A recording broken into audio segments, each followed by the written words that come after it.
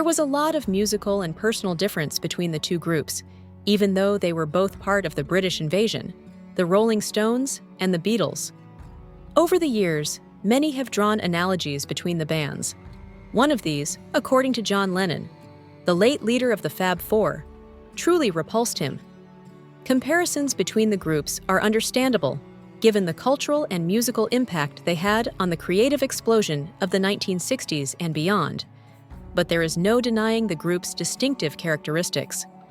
Even if the story is completely biased, the late Motorhead frontman Lemmy laid out the differences between the two groups when he was very much involved. Overall, it's a rather captivating perspective. He characterized Liverpool as a hard, seafaring town and believed that the Beatles were from there, while he described the Rolling Stones as the mummy's boys of the London suburbs. The Beatles were the gear, while the Stones made horrible records and never looked good live, he continued. On the other hand, Lennon had a far better analytical grasp of the two groups' unique selling points. Finally, after years of hearing many comparisons, he once made it plain which apparent comparison he despised the most. That was the one when Charlie Watts of the Rolling Stones outplayed Ringo Starr of the Beatles in terms of the band's rhythmic robustness.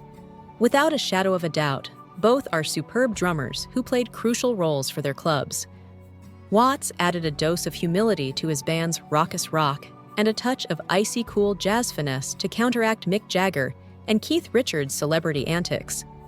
Regarding Starr, he is a drummer who is greatly underappreciated despite his brilliance and creative significance.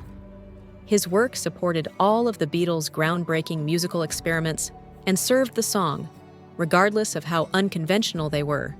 The fact that Starr, unlike Watts, who had formal instruction in jazz, was not, in Lennon's opinion, any less competent than his Southern counterpart, was more than enough to merit praise from the public.